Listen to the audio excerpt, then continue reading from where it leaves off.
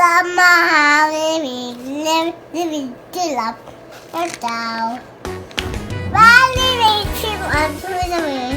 A friend like you is a friend indeed. A friend like you is all I need. What Dolly Parton's Imagination Library does, and I get excited when I think about it because it allows young people from birth to start receiving and having books in their homes. The idea behind the program is to inspire a love of reading and a love of books by gifting a book through the mail in the child's name each month from literally the day they're born until the month that they turn 5. The books had to be new, that there had to be lots of them, and that the program had to feel more like a gift than a charity or a social service. A red pajama feels alone without his mama. I kind of do this for my own personal benefit. This is the last one they receive in the Imagination Library, and I'll say on the first day of school, oh my goodness, I want to share with you one of my favorite books. And I can tell the kiddos, I have that book, my mommy read it last night. And you can tell, and it's so cool to see because you'll see kiddos that come from a gated community, you'll see kiddos that come in government housing, but they all have access to the same books. So like they start off kindergarten feeling like they are on even playing field because they all know this story. Anybody think any other describing words? Taylon? Because he was pitching a fit. He was totally pitching a fit. Some background on our community educationally is we had a library until the early 2000s, sponsored by the County Library Association. And then when that pulled out of Ceylon, it really left a void here that we just were never able to fill. And that seems crazy in today's world. Who doesn't have access to books will come to a place like Ceylon. There's no libraries here, there's no stores here. I kind of use the term educational desert. It's really, I get kind of emotional because for us, it matters. It matters to us. This is something we need here, because without it, there's kids that aren't going to get books. It just makes me so emotional when I think of the impact this has on these kids. I mean, it's just truly, it's changing lives. It's changing lives, and there's not enough thank yous in the world for Dolly Parton and this foundation and everything that they've done to make this a reality. Every day I pray that I can do something to uplift mankind and to glorify God. And so I think through the work that I do, that's my whole mission in life. So whether it's the Imagination Library, which I'm as proud of as anything I've ever done, or whether it's songs I write, or whether it's shows I do, I want to make people feel good about themselves and just feel good, period. And I want them to feel good about me. Hello, I'm Peg Bolgioni, Marketing Volunteer with the Imagination Library at Rutland Free Library. We're excited to be back on the air talking about our wonderful program and pleased to be speaking with our 2 special guests, Sarah Tetzlaff, Principal of Rutland Town School, and Sarah Taylor, Early Education and Extended School Coordinator with the Greater Rutland County Supervisory Union.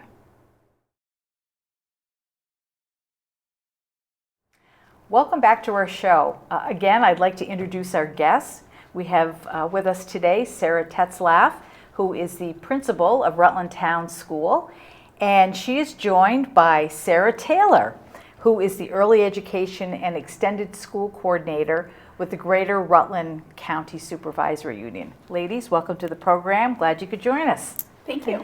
So I think So for our audience to understand what we're doing today, I just want to explain that we're going to be talking about the Dolly Parton Imagination Library program, and we are going to discuss how it can prepare children for kindergarten. We want to kind of make that connection. So Sarah, I'm going to start with you. So how can parents and caregivers support early literacy development in children before they enter kindergarten? Yeah, that's a great question. I think most importantly is reading. As often as parents and caregivers can give books into child's hands, the better. So practicing those read alouds, noticing print, encouraging those fine motor skills of writing with those short, chunky markers and crayons, the better. And just modeling that love of reading and writing as a family. Nursery rhymes, clapping syllables are all fun activities that parents and caregivers can do to promote literacy development. And also limiting screen time. So we know that there's a lot of kids with handheld devices and technology, and just having that tactile print of a book is so important nowadays. Oh, absolutely.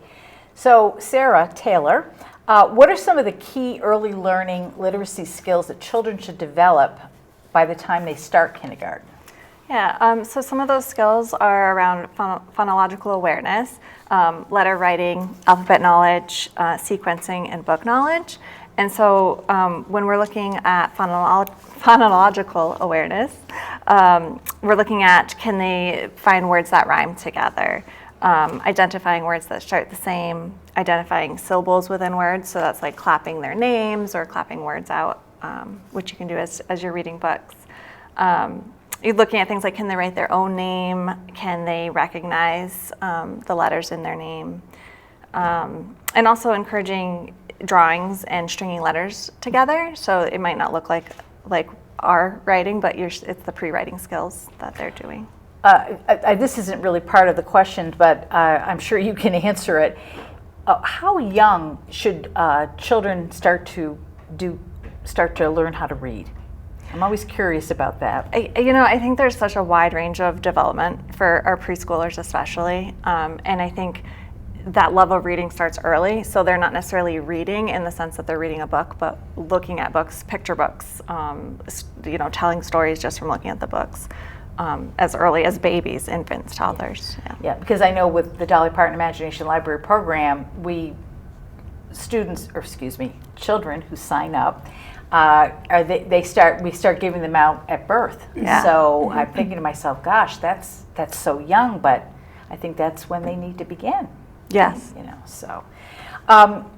So Sarah Tetzlaff, how can preschool teachers and caregivers help children develop a love for reading and writing before they enter kindergarten? That's another great question.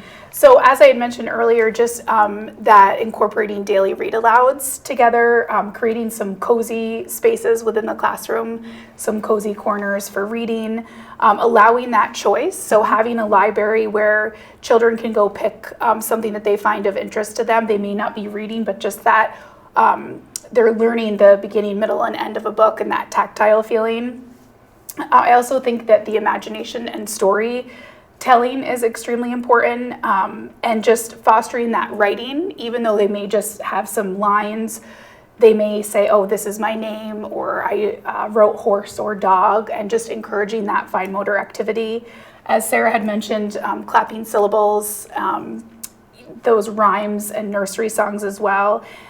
Also within a classroom, what we see in some wonderful preschool classroom is just labeling everything. So the more they see those print and things that are labeled, the more they'll be able to identify those letters and sounds.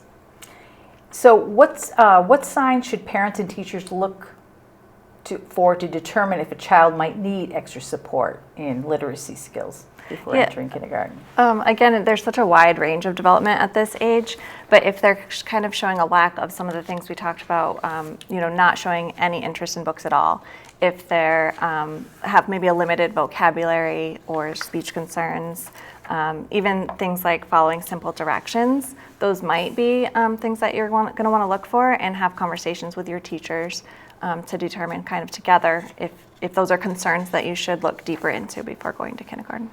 Well, I know that there's obviously a connection between language and reading.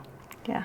And so, do you find sometimes when children are entering preschool that they're behind in some of their language development, and that will impact their reading skills? Or I think for sure, if you're behind in your language development, that's going to impact all areas across the board. But for sure, it's going to impact your literacy skills. Yeah. So that's why it's important to kind of stay on top of those things and work on those goals.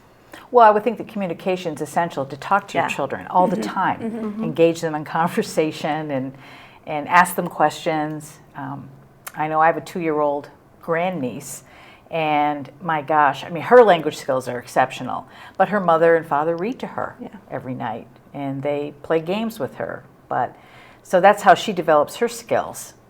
But it's kind of funny to watch them develop when they're when they're born up until when they become toddlers. But Sarah Tetzlaff, how does the Imagination Library's emphasis on age-appropriate, high-quality books help prepare children for the academic demands of kindergarten? I think the one good thing, and I'm a receiver of 2 children from Imagination Library, so I'm a huge proponent of this amazing gift of children, is that it builds this library for them. And it creates, it's a very diverse library from, again, birth through age of 5. It gets children excited. I know both of my kids were excited around that date of their birthday to go out to the mailbox and get a book. That was their gift. And it encourages that family time. So it's that social emotional bond. And again, socioeconomically, it's for all kids. So there may be families that can't afford to build that library, and this is free to them. So it starts that love of learning and letters and sounds and all of that at a really early age, which is great. Yeah, in fact, you had mentioned earlier that you had started the program with your children. It was a part of Addison County. And in Rutland, we have been doing this since April of 2021. And so far, we have distributed 17,000 books to over 900 children in this area. That's amazing. That's pretty remarkable. Yeah. And right now, there's 17 Dolly Parton Imagination Library affiliates in Vermont, and I think they're growing all the time. And so we'd like to remind people who are watching the program, if they have a child, a grandchild, a neighbor who is from birth to up to their 5th birthday, and they live in Rutland City, Rutland Town, Ira, Timoth, and Mendon, they're eligible to sign up and start receiving free books from the Imagination Library. It's very easy. You just go on to our website, www.rutlandfreelibrary.org/imagine, and you can fill out the application online, or you can print it out and complete it, and bring it to the library, and you'll start receiving the books. And each of the books, as Sarah had mentioned, they're age appropriate. The first book they receive is The Little Engine That Could. That's a favorite. And the last book they receive before they turn 5 is Look Out Kindergarten, Here I Come. So I think both of them are very appropriate choices. And as Sarah also mentioned, the program is free to all children in this particular age group. And if there is not a Dolly Parton Imagination Library in your community, go to imaginationlibrary.com, and you might be surprised that there might be an affiliate near you. So we don't want people to get discouraged if they don't live in these particular communities that are served by the Rutland Free Library. But getting back to some of our questions here, so Sarah Taylor, how might access to the Dolly Parton Imagination Library help bridge literacy gaps for the children in underserved or low-income communities, potentially impacting their readiness for school? I know we touched on that very briefly, but please expound on that. I think, like we were saying, it's the access, having access to those books, and when you don't have access, then you're just behind already before you even get to the school. And we know that, reading with our children every day, or as often as you can, is what's going to build those cognitive development skills and literacy skills that are so important when you reach kindergarten. So this program is amazing because it's giving that exposure to kids that just wouldn't have that. And so I'm always interested in the research. And what research or evidence supports the idea that participation in a program like Dolly Parton Imagination Library leads to better early literacy outcomes or improved performance in kindergarten? And that just, I think the proof is in the pudding. We've definitely seen it. In today's age, we'll have students that show up on the first day of kindergarten, and some are reading, some are beginning readers, and some have never held a book. So we can see that some students may have a book upside down. They're not really sure what is the beginning, middle, and end. So by having these books in all kids' hands at an early age, it fosters that excitement for reading, those early literacy skills, and again, that bond between a parent or caregiver to model that. So I'm so glad that this is here in Rutland County because it has a direct impact to our children. And Sarah Taylor, in addition to literacy skills, how might the Imagination Library promote social emotional development in young children which is, I know, crucial for kindergarten success. Yeah, I mean, I would argue one of the most important things that you can work on in preschool. Helping, you can use the stories to help children connect to the characters. So you can talk about how the characters are feeling. You can talk about how would you feel if you were that character. You can even talk about, like, what would you do if you were that character? How would you solve this problem? So you're working on social emotional, but also critical thinking skills as well. And I'm curious, and I know, again, I don't want to go too far off topic, but getting back to the data and kindergarten readiness data, I guess if we had to pull out Rutland Town School, I mean, how does that data look going forward with young children being ready for kindergarten in your particular district?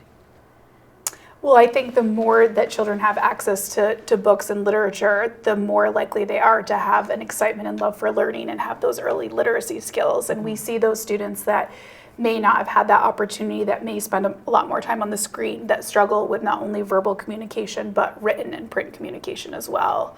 So the more we can provide those libraries for them from birth to 5, the more apt they will be to be ready for kindergarten. Okay.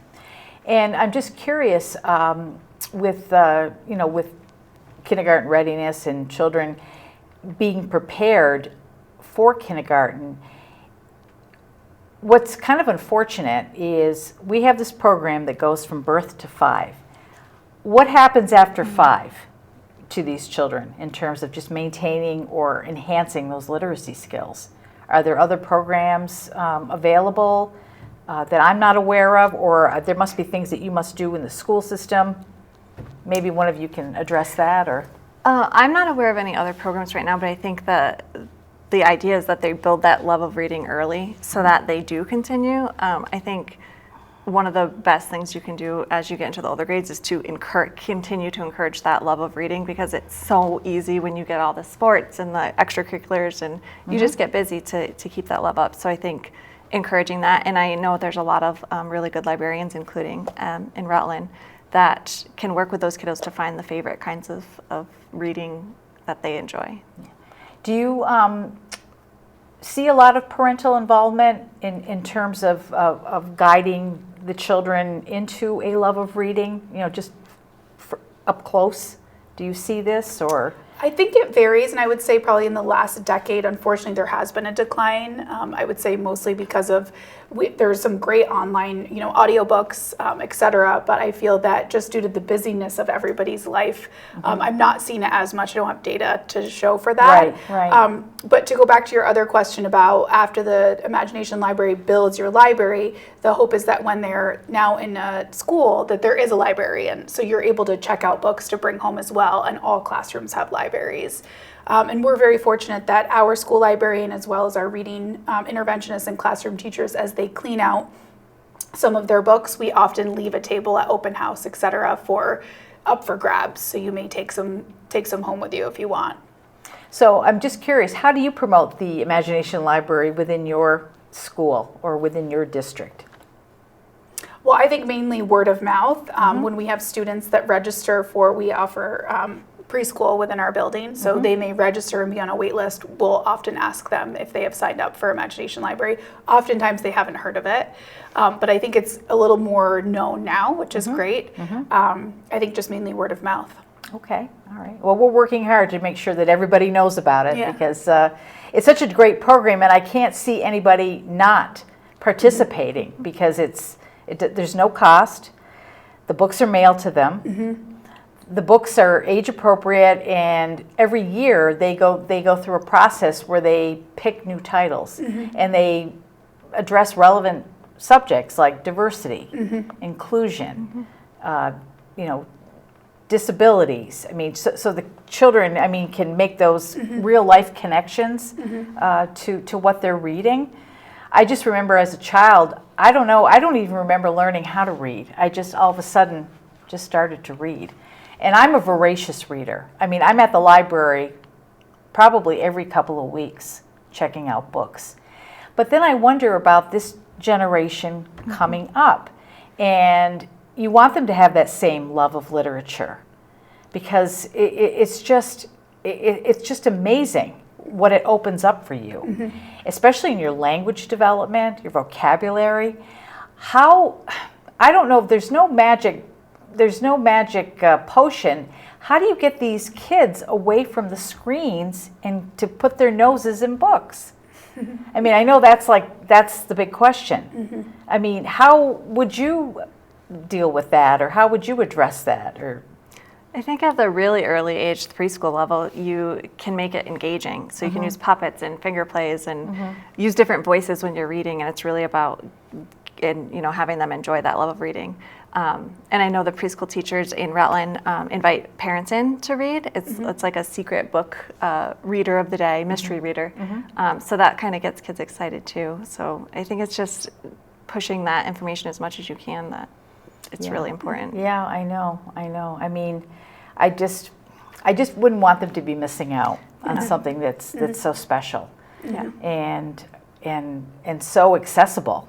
I mean, that's the beauty of it. I know that when they handpick the titles for the Dolly Parton Imagination Library, they're reviewed by a blue ribbon committee.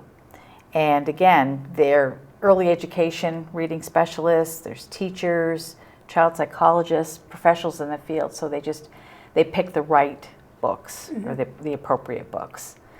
But so I'm just curious, when students go to the library at Rutland Town School, are they enthusiastic? Are they excited or about reading? Well, I would like to think they all are. That's definitely our goal. And I think, to go back to your other question of how can we encourage that, I think that really comes from home too. Yeah. So we have them so many hours of the day, so we want them looking at, holding something, looking at print, to have that balance of screen time and a tactile book in their hands as well. But really encouraging that from a family standpoint. Do you think the pandemic had an impact on? Oh, absolutely. On the literacy or the readings or the readiness scores? Yes, absolutely. Yeah. Do you feel that things are returning to normal? Yes, I think so. And I think, being able, not having masks on so kids are able to see sounds, how sounds and words are formed has been huge too. So absolutely, we're back in it. I'm just curious, do you have any suggestions about how we can do a better job promoting the books, Dolly Parton Imagination Library?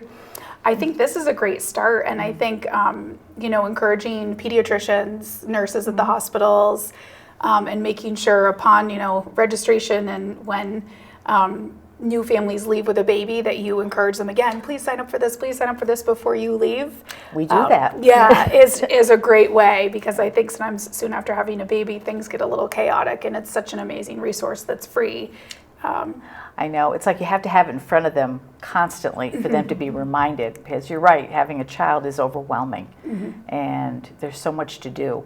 But yes, we do have that program at Rutland Regional Medical Center where new parents, they have baby bags, welcome baby bags, and we have the registration forms that are put in the bags, and we also go to the pediatric associates and all of the daycare providers, preschools in the area. We try to canvass everybody so nobody's left out, and so everybody has enough registration forms. That's great. Yeah. So a lot of the parents then that register, they just do it of themselves. Okay. So, well, that's good to know. I know that in terms of what are the kids interested now in literature? The little ones, the preschoolers. What do they like to read about? I think there's such a variety, but I think anything that, like, a lot of rhyming books are always popular.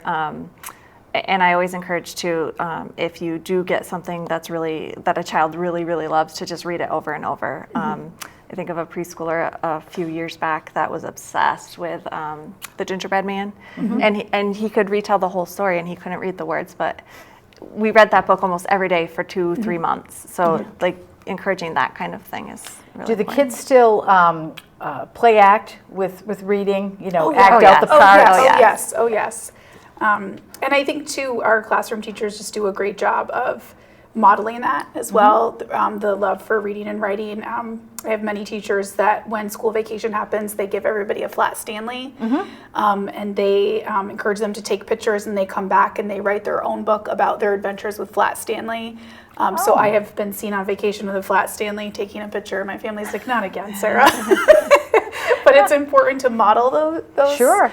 And the kids get excited about things like that. And to go back to what Sarah said, I think our teachers just do a great job of developing relationships with kids to know what they like. So we may have somebody that's really into dinosaurs or princess or cooking, but to find that niche, and with older kids it may be Field and Stream magazines or sports, but to find what their interest is to encourage the reading is what's key. Well, that makes perfect sense. And I'm just curious now, they still have, students, they do audiobooks too. That's still popular? There are audiobooks, correct, yes. Yeah. And what about students that might have challenges, with either learning or they have a physical challenge? Are there books available that they can access as well, or? Oh yeah, we have a wide variety of books, and again, like we said, the audiobooks are wonderful as well. And I think it's changed due to technology so much that even my own son, who's in kindergarten now, he's received books it's like a little MP3 player from our local library, and Frog and Toad, for an example, is just great to listen to. So he knows that book, but I think, it's not those monotone voices anymore. There's some really good voiceovers for these books now that really keep kids engaged. Sarah, I'm curious, are there programs on television? I know we've had Sesame Street, and I'm not quite sure what's more current now, but are there programs that are devoted to literacy, shows that children can watch? PBS has a lot of great shows that you can watch. Daniel Tiger's super popular. There's I'm forgetting now. There's quite a few on PBS that are appropriate, developmentally appropriate and educational. So those are always good ones to encourage because, there's a lot of them out there that are not appropriate. But I do always go back to just like having the book in your hand is the most important. Oh, I feel the same way. I am not a Kindle person. I have to have that book. Me too. I do. And I know, of course, I know there's book clubs for adults, our age, but there's no book clubs for the younger set, are there? I don't think so. I don't know of any book clubs, but some of our classrooms might do like partner shares or something like that, where they turn and talk to a partner about the book they're reading, or small group books, one-on-one reading. So kind of just changing it up so you're getting individual needs met and experiencing that conversation piece as well. Yeah. Well, I just remember as a child the Weekly Reader, and I know I'm dating myself, but I know they've come a long way since then, and there's so much more out there for children to be able to take advantage of, and parents too. I mean, how do you enlighten parents about things like this if you feel there's a gap, between their home life and then school in terms of their literacy skills? I know we talked about that, but maybe we can talk a little bit more about it in depth. I mean, you can identify if there's a child that's behind, correct? How do you work with the parents, or do you work with the parents to get them up to speed? I think it goes back to like parent-teacher conferences or even just phone calls and having that back and forth communication. There's certain screeners you can do to get some more information as well. And then if you're still kind of having those concerns, you would talk with the parents and possibly talk with your special educators around what are some strategies we might be able to put in place. And then if that's still kind of an area that's lacking, we would dive deeper, maybe do an evaluation and see what supports we would put in place to support the kiddo. Okay. Well, I know we're kind of winding down on time, but I just wanted to ask either of you if you had some last comments to make before we wrapped up, just about Dolly Parton Imagination Library or about literacy or kindergarten readiness. The floor is yours. I mean, I think for me, it's just, again, it goes back to that love of having a book in your hand to turn the pages and to physically have. A lot of books are on YouTube now or on other ways to read it, but I think having that book in your hand, and you cannot have too many books in your library. I agree. Sarah, did you Yeah. have something? Everything that Sarah said as well, but just a huge, like I said, I'm 2 children, both have received Imagination Library books. So I'm just a huge proponent of this program that is free, that's available to all families, no matter, their socioeconomic status. They just need to fill out that form. And I think it's a great opportunity for families to have that bonding time and setting that routine of reading. Absolutely. And again, we just want to encourage people who are watching the program to, if you're interested in signing up and you live in Rutland City, Rutland Town, Ira, Tinmouth, or Mendon, which are all communities served by the Rutland Free Library, just go to www.rutlandfree.org/imagine, and you can download the application or you can fill it out online. And we encourage you to do so because, as Sarah said, it's free and it's available to all children. And if there is not an Imagination Library in your community, go to imaginationlibrary.com, which is the national website, and you might be surprised that there might be one nearby that you could sign up for. So I want to thank both of you for being on the program today. A lot of wonderful information shared. And please continue watching us on pegtv.com. Thank you.